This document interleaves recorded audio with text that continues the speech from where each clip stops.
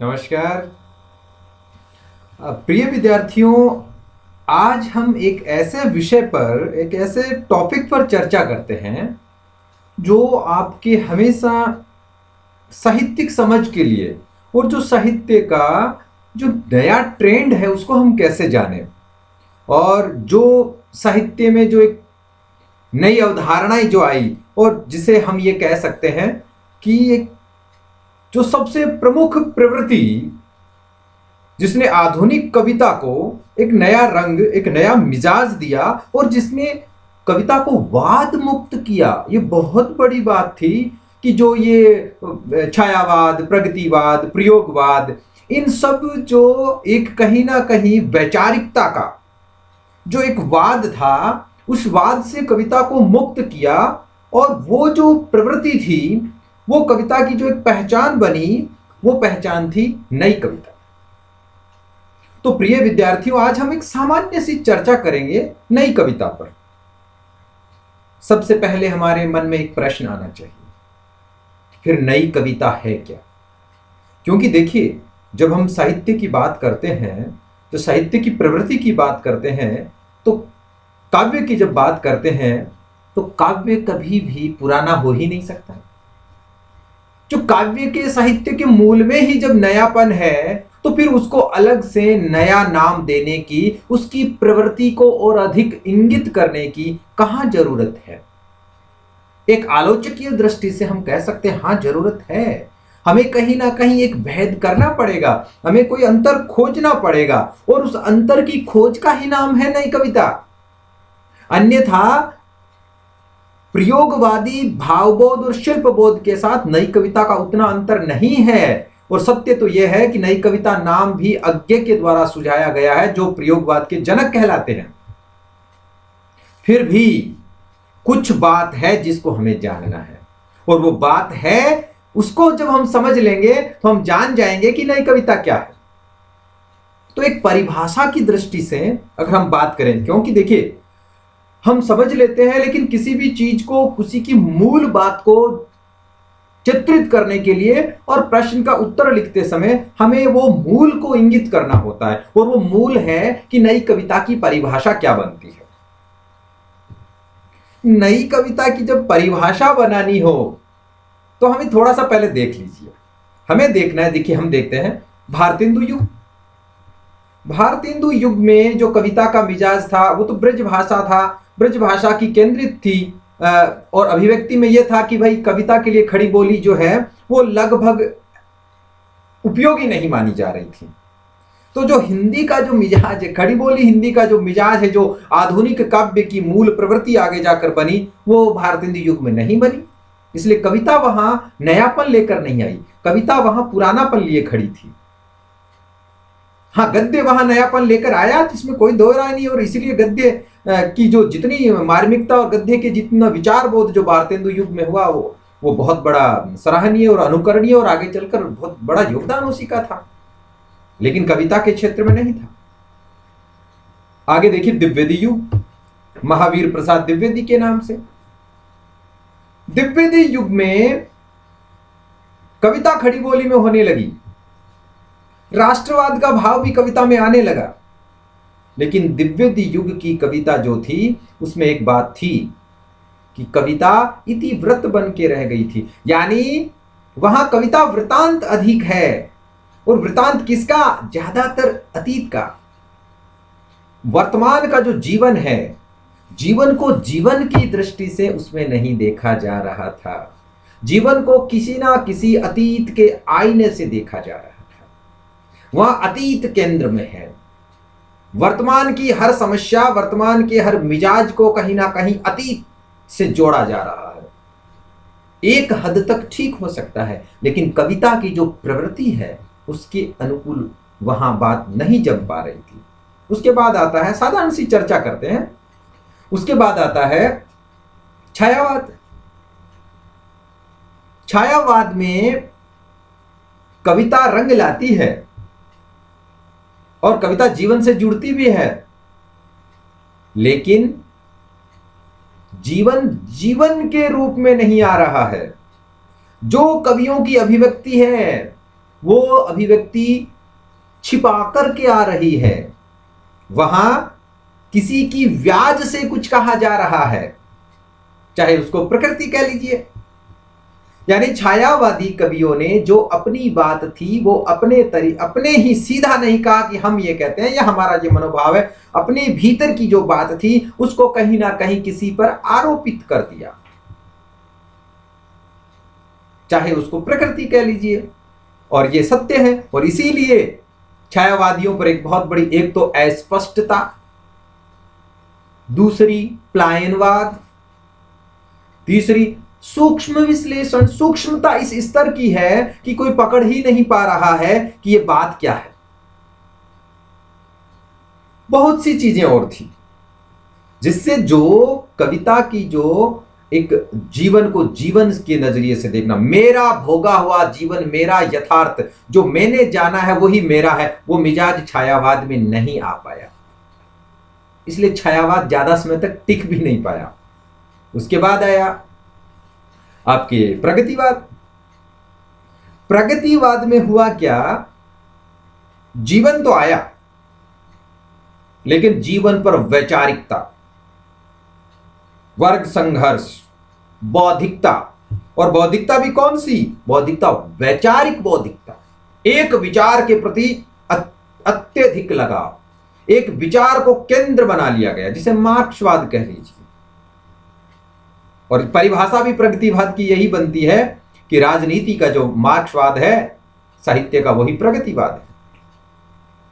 लेकिन प्रगतिवाद जो है जिस तूफानी अंदाज में आया था उसी बवंडर के अंदाज में चला गया।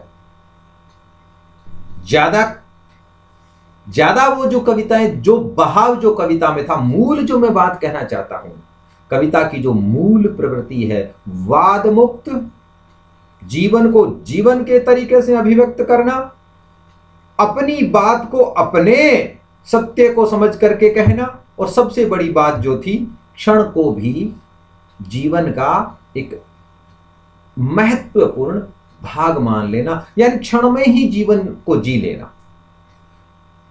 ये जो चीजें थी प्रगतिवाद में भी नहीं आई। आगे चलिए आया प्रयोगवाद। प्रयोगवाद ने क्या किया, लगभग ये मान के चलिए प्रयोगवाद जो था वो नई कविता का एक तरह से समझ लीजिए उसकी पूर्ववर्ती अवस्था थी, एक बीज बन रहा था। लेकिन कुछ बात तो थी जो प्रयोगवाद के बाद नई कविता आई, या प्रयोगवाद और नई कविता में अंतर है। सबसे बड़ा, हमें सरल रूप में, हम इन वादों पर जब चर्चा करते हैं तो बहुत लंबी चर्चा होती है। हमारा जो है आज हमें जिस बिंदु पर चर्चा करनी है वो नई कविता है, तो हम उस पर उलझेंगे नहीं। देखिए प्रयोगवाद में क्या था, प्रयोगवाद में एक तो था कि पूरा प्रयोगवाद अज्ञे की वैचारिकता के केंद्र में था। दूसरा जो प्रयोगवाद था, चाहे लाख कहें कि शिल्प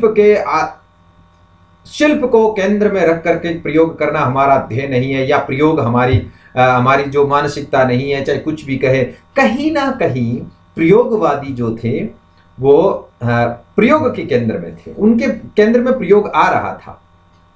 और वो प्रयोग, सत्य यह भी है कि वो प्रयोग अज्ञे की वैचारिकता या अज्ञे की दृष्टि के प्रयोग थे। इसलिए पूरा प्रयोगवाद अज्ञे के काव्य सृजन का जो उनका जो अंदाज था उससे मुक्त नहीं हो पाया। चाहे साथ साथ कवि उन्होंने किसी अंदाज के लिए कुछ भी कहा हो, लेकिन जो उनके दायरे में आया, जो उनको रुचा, जिनको उन्होंने माना, वही प्रयोगवादी बना। तो एक तरह से ये कह लीजिए कि प्रयोगवाद के तो लाइसेंस देने वाले अज्ञे थे। तो अज्ञे की वैचारिकता, अज्ञे का अंदाज सृजन की जो उनकी दृष्टि थी, उससे प्रयोगवाद कभी मुक्त भी नहीं हो पाया। और इसीलिए प्रयोगवाद जब चल रहा था, प्रयोगवाद बाद में अज्ञे ने तो कई सप्तक, जो तार सप्तक निकाले थे वो तो बहुत लंबे समय बाद तक निकले थे। उससे पहले तो नई कविता की धमक जो है वो आ चुकी थी, और इसको स्वीकार सबसे पहले किसने किया? अज्ञे ने किया। तो अब हमारे सामने देखिए, अब हमारे सामने एक चीज बनती है, एक स्थिति बनती है कि जो फिर कविता है वो नई कैसे हुई। तो सरल सा उत्तर यह होता है कि कविता में नया भावबोध आया, नए जीवन मूल्य आए और उनको अभिव्यक्ति का जो अंदाज था वो नया आया।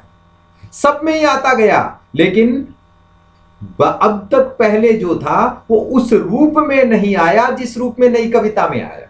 इसलिए नई कविता में जितना खुलापन, नई कविता में जितने नवीन मूल्यों की स्वीकृति और खुले अंदाज के साथ स्वीकृति आई, उतनी इससे पहले कभी नहीं आई। कुछ स्थितियां और भी थी जिसके कारण हम नई कविता को नई कविता कहने के लिए तैयार होते हैं। कुछ परिदृश्य भी बदले, जिसको हम राजनीतिक परिदृश्य भी कह सकते हैं। हमें आजादी मिल चुकी है, तो स्वतंत्रता के बाद एक चीज बड़ी याद रखने वाली है, मुख्यतः नई कविता जो नया देश, नई सत्ता, नए प्रकार का जीवन, जीवन के प्रति नई दृष्टि, बहुत सी चीजें थी जिसने नई कविता को नई कविता बनाया।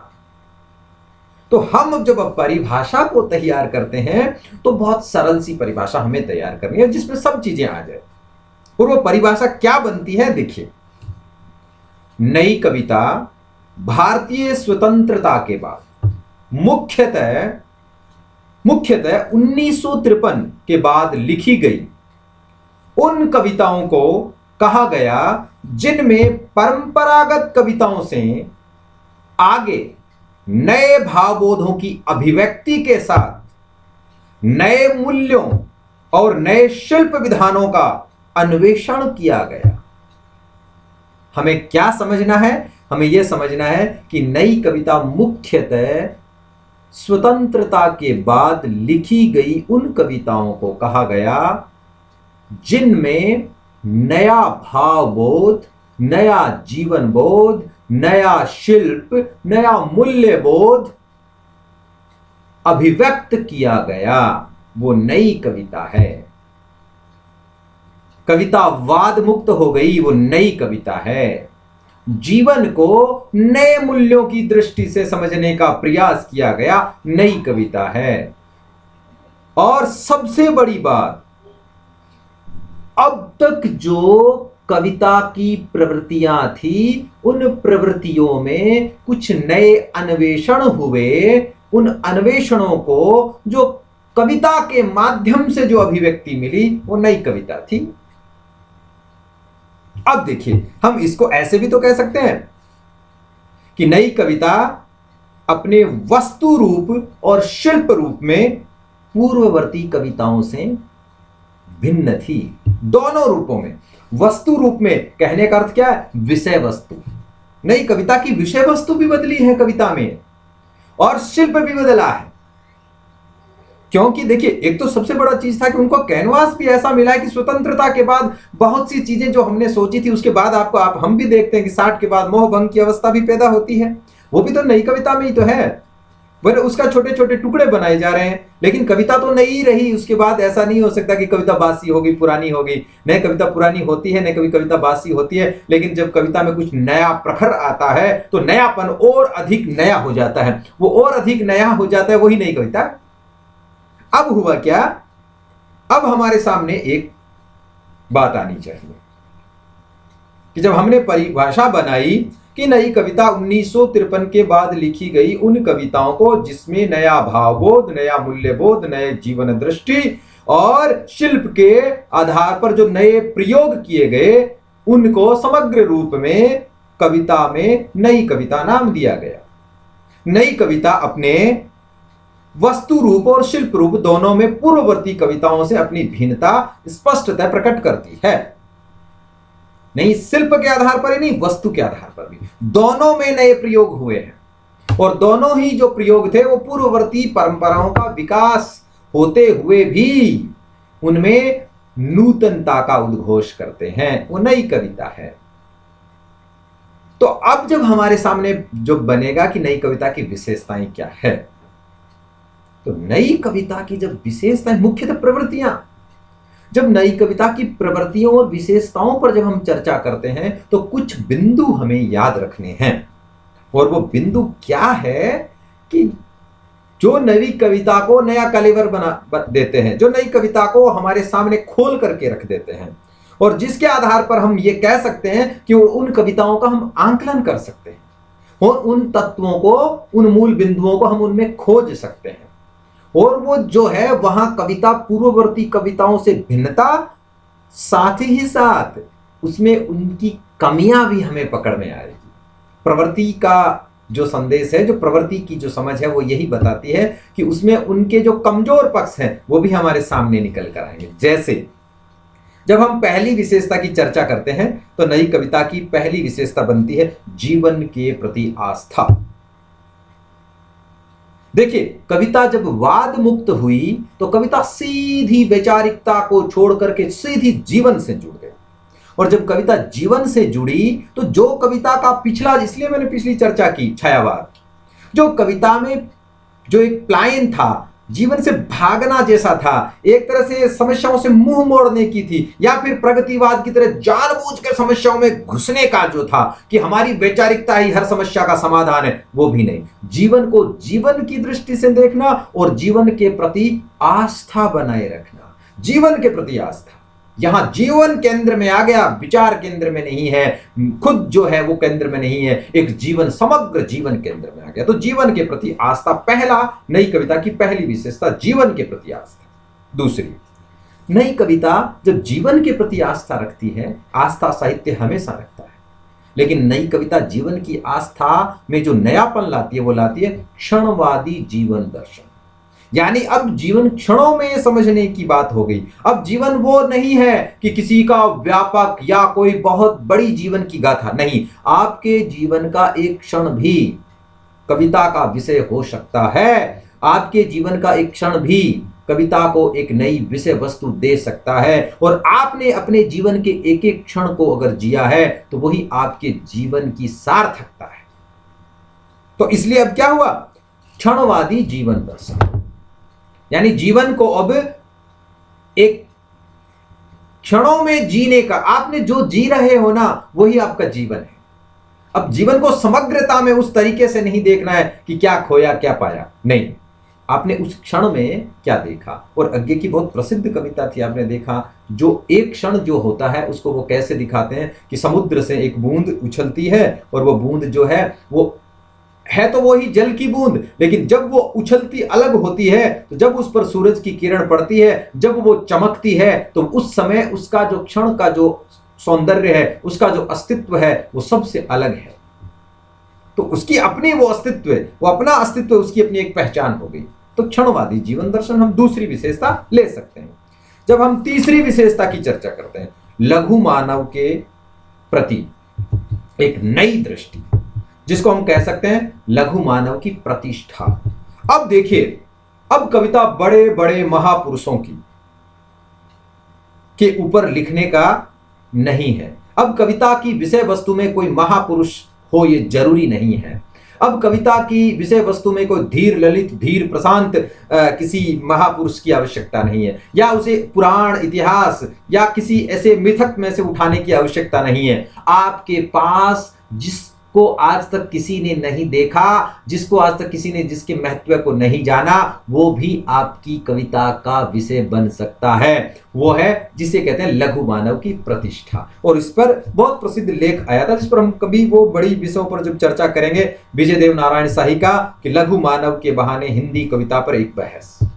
जो लघु मानव, छोटा, जिसको छोटा करके छोड़ दिया गया था, वो तो अब कविता के आधार में खड़ा है, वो तो कविता को जमीन दे रहा है। ये लघु मानव की प्रतिष्ठा, मानवतावादी दृष्टि, चौथी विशेषता मानवतावादी दृष्टि। देखिए, नई कविता के केंद्र में जब जीवन आया और वाद मुक्त जीवन आया, विचार मुक्त जीवन आया, सिर्फ जीवन आया, तो जीवन में एक बहुत बड़ी चीज निकल के आई नई कविता में, मानव को मानव बनाने का। उसके लिए जो अब तक के जो शास्त्र सम्मत जो दृष्टिकोण थे, किसको क्या होना चाहिए, जो रोल मॉडल गढ़े जा रहे थे, बनाए जा रहे थे, उनकी आवश्यकता नहीं है। मनुष्य बस मनुष्य बना रहे और उसकी मनुष्यता उसके अपने आप के द्वारा आंकी जा सके, आपके द्वारा मापी जा सके, उसे खुद को लगे कि मैं मनुष्य हूं और मनुष्य होने के नाते मुझे यह करना चाहिए, वही उसका मानवतावाद है।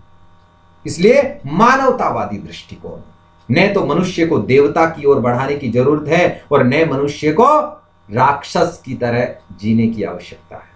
बस मनुष्य मनुष्य बना रहे, उसका मानव भीतर का मानव जिंदा रहे और उसको वह स्वयं उसे देखता और आंकता रहे, वही उसका मानववाद है। तो मानवतावादी दृष्टि इसकी चौथी विशेषता। पांचवी विशेषता, नई कविता में एक बहुत बड़ी चीज थी, नकार के स्थान पर स्वीकार की मनोवृत्ति।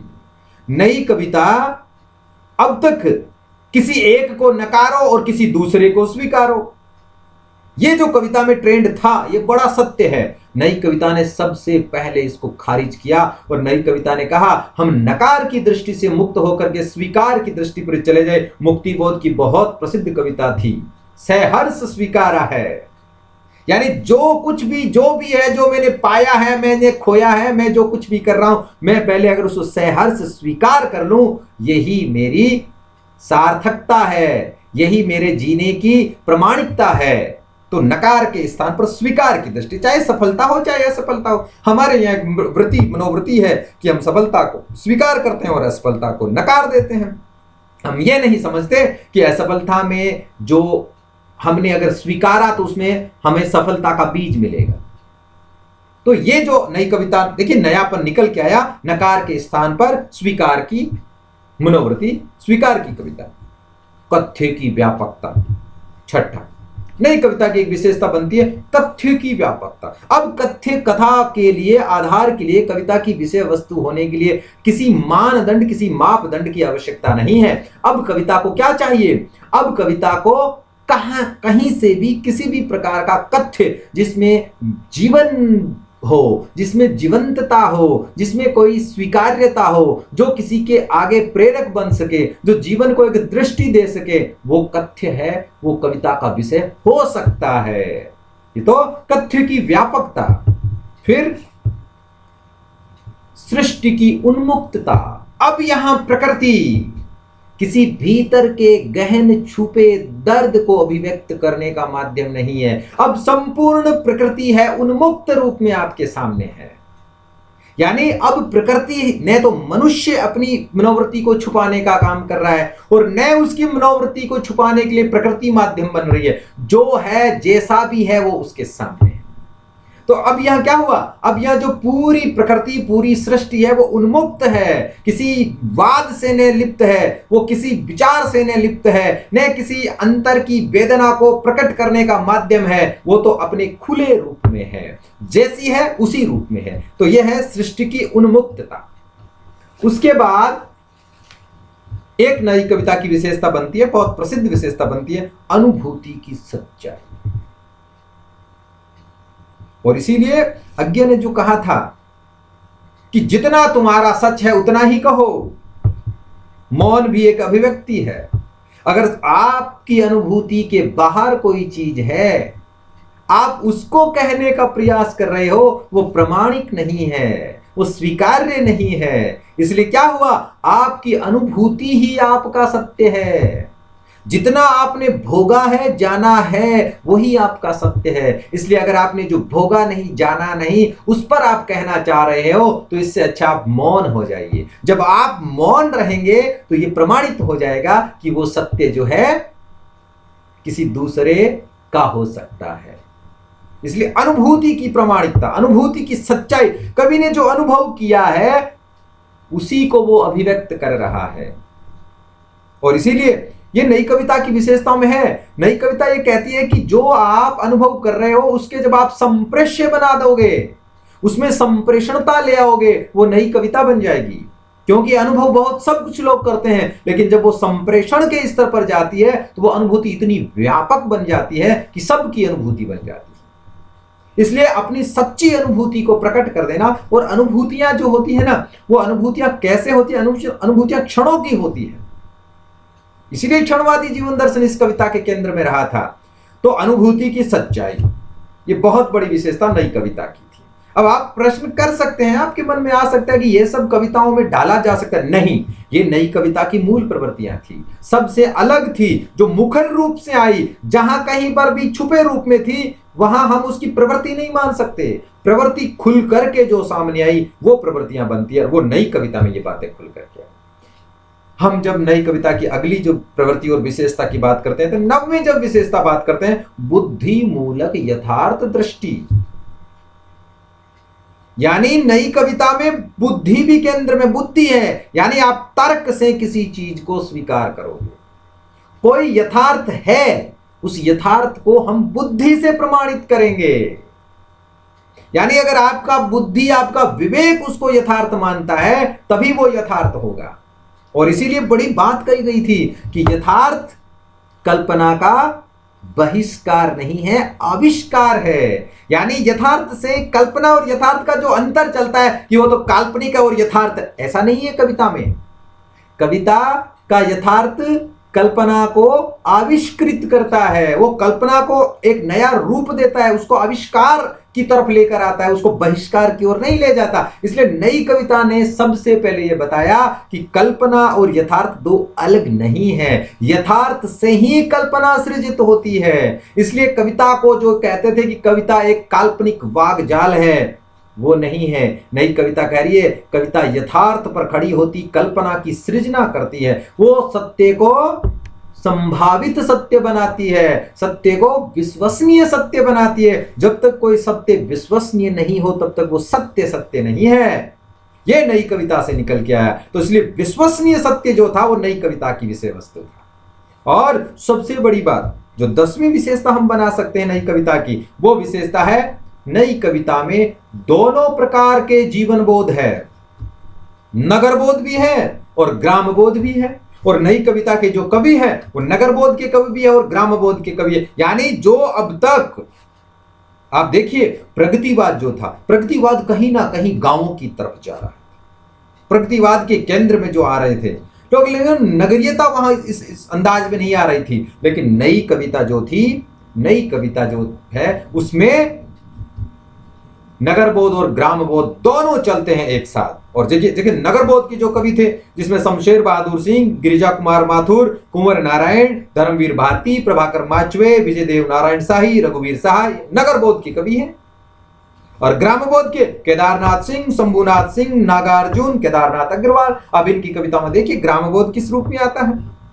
तो दोनों को जो साधा, नगर बोध और ग्राम बोध को, वो नई कविता थी। और अगली विशेषता, जब 11वीं विशेषता पर हम बात करते हैं तब होती है लोक संप्रकृति। यानी नई कविता सबसे बड़ी विशेषता थी वो लोक से जुड़ती है। लोक हम किसे कहते हैं?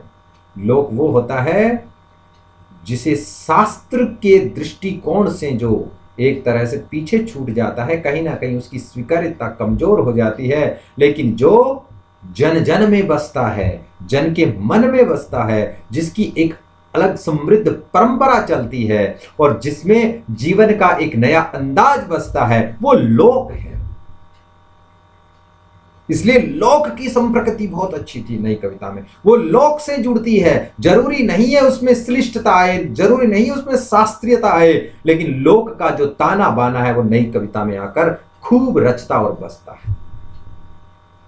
और इस प्रकार ये नई कविता का हमने एक फ्रेम बनाया कि जब नई कविता क्या है, तो हम अब देखिए जब प्रवृत्तियां पर एक चर्चा करते हैं तो हम कह सकते हैं कि जीवन के प्रति आस्था, क्षणवादी जीवन दर्शन, लघु मानव की प्रतिष्ठा, मानवतावादी दृष्टि, नकार के स्थान पर स्वीकार की कविता, कथ्य की व्यापकता, सृष्टि की उन्मुक्तता, अनुभूति की सच्चाई, बुद्धिमूलक यथार्थ दृष्टि, नगर बोध और ग्राम बोध, लोक संप्रकृति, यह हुई नई कविता की विशेषता।